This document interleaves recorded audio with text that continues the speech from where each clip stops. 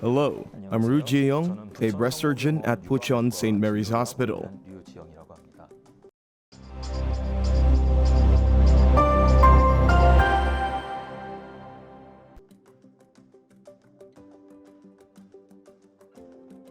So, when the patients get diagnosed with cancer after an examination, but if the cancer has spread through the body, then surgery is not a helpful treatment for the patients.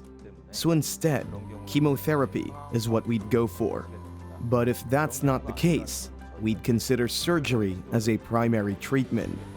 But recently, there are some subtypes of breast cancer, and if the patient was diagnosed with unusual subtypes, especially with the kind of breast cancer that needs targeted therapy, then we'd consider medication, preferentially even if it's early-stage cancer. So that's why a concrete surgical operation plan is being made after examination. If the operation plan has been confirmed, the next step is that we check out which surgery is needed between segmental resection or mastectomy. Normally, it gets decided depending on the results of the breast X-ray, breast ultrasound, and breast MRI. If there are more than one lesions in the breast, or if the size of the cancer is incredibly large, also the cancer is located close to the areola, then we would recommend mastectomy. If it's a case of carcinoma in situ, which is rare, some patients would ask why mastectomy is needed when it's an early-stage cancer. But carcinoma in situ's lesions tend to spread widely, so even if it's early stage, in most cases, mastectomy can be conducted. If it's not one of the cases mentioned, patients can consider segmental resection. If the cancer only stays in one part and more than 2 centimeters away from the areola, then it's possible to perform segmental resection. In this case, radiotherapy can be needed so that the remaining tissue and the shape of the breast can be saved.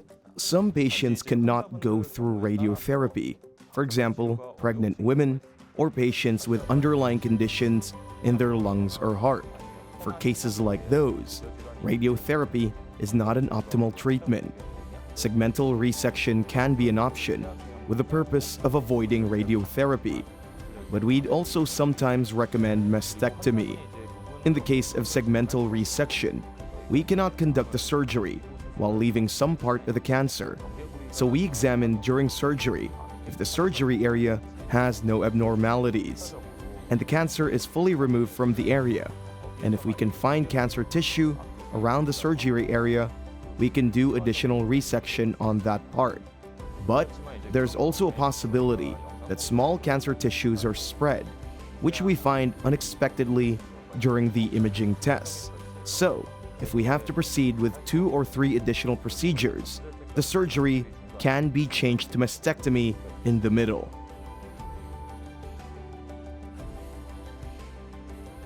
Sentinel lymph node dissection is when we examine and perform surgery for breast cancer.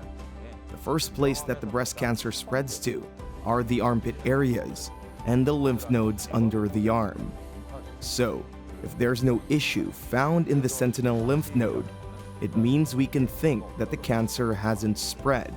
So, therefore, when we perform the surgery, we take a biopsy of the lymph gland in the armpit at the same time. We can find its location by injecting a radioisotope a day or so right before the surgery. Or there's another way, which is the process of injecting blue dye and finding it visually. We can try both ways, but there is no huge difference between any of these processes.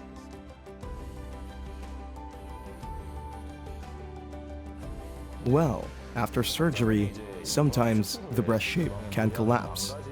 If it's possible to keep the breast in shape to a certain extent, then we normally wouldn't recommend reconstruction. But when the resection is performed too widely, or the breast shape changes a lot, then we'd recommend mastectomy with reconstruction. If you do mastectomy with reconstruction, then breast shape will be recovered at the same time. In case of patients with serious cancer or those who don't want a longer operation, then they can perform mastectomy first and then delayed reconstruction later. There are two main types of breast reconstruction, depending on the methods, one being implant-based reconstruction, and the other is reconstruction using one's own tissue.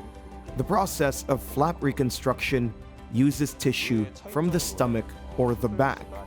The difference between those two is operation duration. Implant-based reconstruction takes a lot shorter, but flap reconstruction can look more natural over time.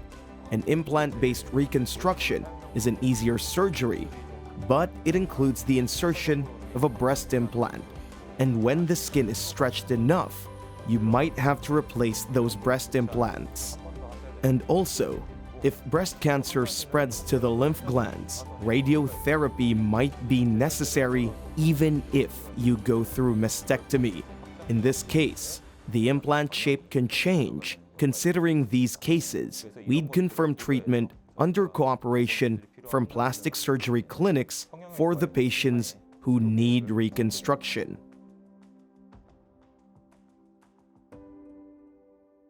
Today, I talked about how surgery gets confirmed, surgery methods, and adjuvant therapy after surgery. Thank you.